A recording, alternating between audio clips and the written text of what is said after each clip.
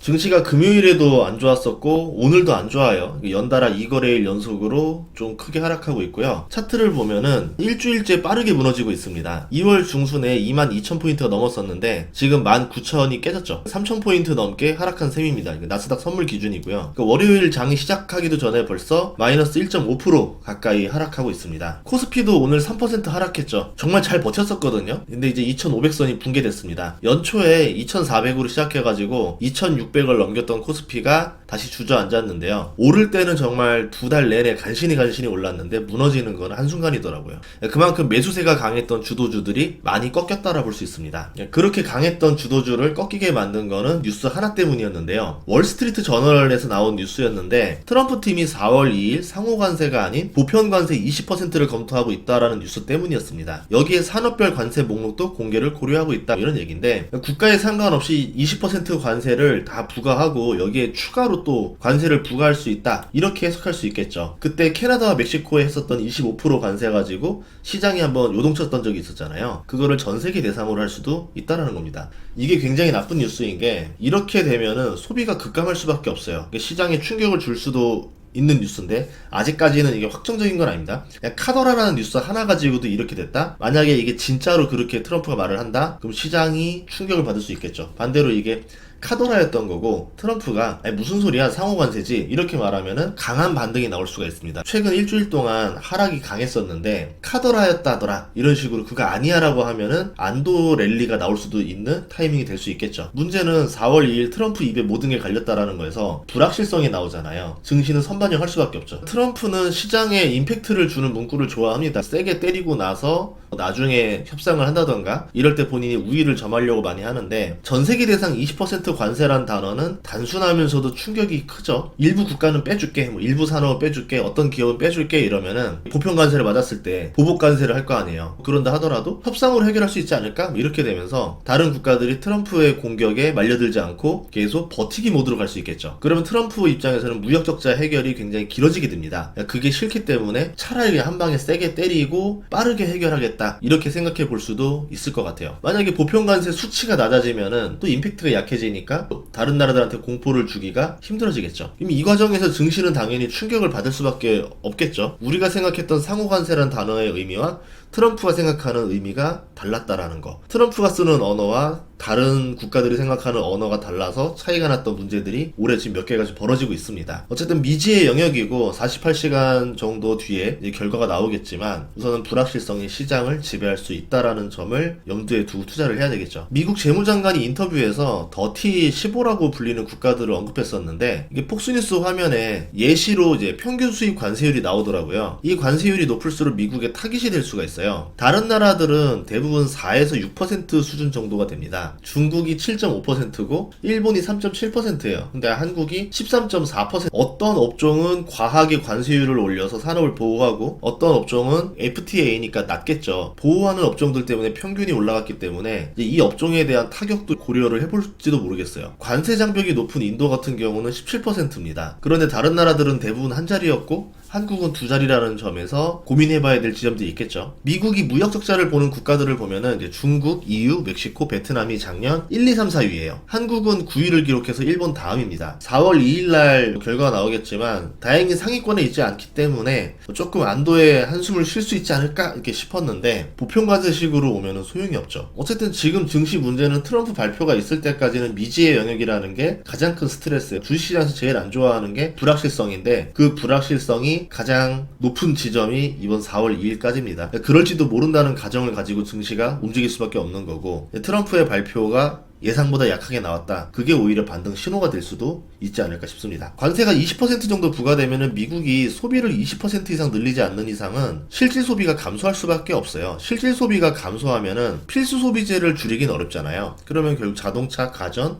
가구 같은 선택 소비재를 줄이게 됩니다. 그래서 경기 민감주는 낙폭이 커져요. 그래서 소비물가 둔화 지표들이 나오기 시작하고 있는 거고요. 소비의 감소는 기업의 실적 감소로 이어지고 기업의 실적 감소는 고용 감소로 이어집니다. 침체 가능성이기 때문에 관세를 건드리면은 국채 금리가 빠르게 내려가죠. 세 달 동안 패턴을 보면은 관세 이야기가 나올 때마다 국채금리가 장대 음봉을 띄우는 모습을 보여줬거든요. 4.7%를 넘겼었던 국채금리가 이제 두 달 만에 4.1%대가 됐습니다. 반면에 엔화는 점점 강세로 돌변하고 있는데요. 일본의 인플레는 점점 심각해지고 있죠. 미국채 금리는 내리고 일본 국채 금리가 올라갑니다. 여기에 환율도 강세를 띠죠. 엔캐리 청산 압박이 계속 강해지고 있어요. 엔캐리 트레이드로 가장 많이 샀던 주식이 뭐냐면은 이제 미국의 빅테크들이었었거든요. M7들. 코로나 이후로 5,500조 원의 ETF 자금이 미국으로 들어갔어요. 그 미국에서 채권으로 들어가는 것도 있겠지만 상당 부분이 주식으로 들어갔고 S&P 500의 시총 40%가 1위부터 10위까지입니다. M7이 여기에 다 들어가 있죠. 엄청난 자금이 M7에 몰려있는 상태인데 만약에 엔캐리가 빠지게 되면은 어느 정도 유동성이 빠져나올 수밖에 없겠죠. 다 빠져나오진 않겠지만 이랬을 때 그러니까 안 그래도 악재가 있는 상태에서 이렇게 엔캐리 청산까지 때려버리니까 가속도가 붙어버리죠. 그래서 다른 평균 주식 하락률보다 M7이 조금 더 많이 하락하는 모습을 보여줄 수도 있어요. 그런 날들이 나오면은 이렇게 엔화랑 같이 한번 보시면은 어느 정도 이해가 될 수 있을 겁니다. 그러면 이럴 때 투자할 수 있는 게 어떤 게 있냐면요. 미국 30년 국채 엔화 노출 ETF라는 게 있어요. 엔화가 강세로 되면은 환차익을 얻겠죠. 미국채 금리가 떨어지니까 채권 가격이 오르겠죠. 이거를 양타로 버는 겁니다. 일본에 상장한 ETF가 있는데 이걸 사도 되고요. 국내에도 두 개가 있으니까 이걸 사도 됩니다. 금 가격도 3개월째 20%가량 올랐는데요. 엔화랑 금이 올랐고 미국 달러 지수는 좀 떨어졌다.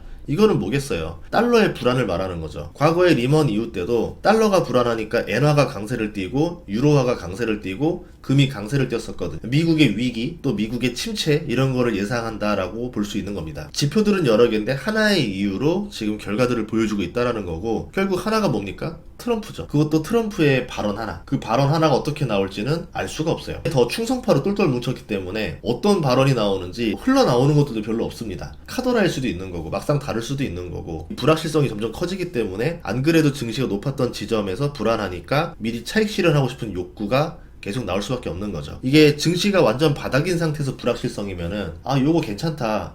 매수 기회로 삼아볼까? 이렇게 되는데 하필 좀 높은 상태에서 이게 나왔기 때문에 이게 악재로 돌변한 게 아닌가 이렇게 보고 있습니다. 트럼프는 미국의 무역 적자를 해결할 거라고 여러 번 말을 했었기 때문에 처음에는 좀 강하게 나올 가능성이 있다. 그래서 증시도 이렇게 지금 흔들리고 있는 상황이다 볼 수 있고요. 근데 나중에는 국가별 산업별 미국에 투자하는 기업별로 나눠서 관세를 조율하는 방식으로 손을 볼 수도 있어요. 이게 어떻게 하느냐에 따라서 오히려 지금이 바닥이 될 가능성도 없진 않습니다. 나스닥이 3,000포인트 정도 빠지니까 이제 사람들의 심리가 뭐냐면 무서워하는 심리도 있겠지만 초반부에는 보통 바닥을 잡으려고 하는 사람이 훨씬 더 많아요. 근데 이 바닥을 정말 알기가 어렵습니다. 악재가 다 나왔다고 생각했을 때 이제 나올 악재도 없고 악재가 나와도 지수가 떨어지지도 않는 이제 사람들의 기대감이 거의 없는 시점 그때가 이제 대바닥이라고 불리는 건데 보통 이때 투자하면 참 좋죠. 근데 문제는 이 대바닥이 자주 오지가 않아요. 이런 대바닥이 10년에 한 번 올까 말까 하기 때문에 이제 그런 바닥이 많이 오지 않는다라는 거죠. 그러니까 더 떨어질 수 있는 타이밍이 요새는 중앙은행이 긴급 금리 인하를 한다던가 유동성 살포를 하면서 증시가 바로 반등하는 경우도 많아졌어요. 그래서 바닥을 예측하기가 정말 어렵습니다. 그래서 제가 생각하는 거는 그냥 충분히 이 기업의 주식이 저렴해졌다라 생각하면 그때부터 분할 매수 시작하는 수밖에 없어요. 워렌 버핏도 보면은 일시불로 결제 안 합니다.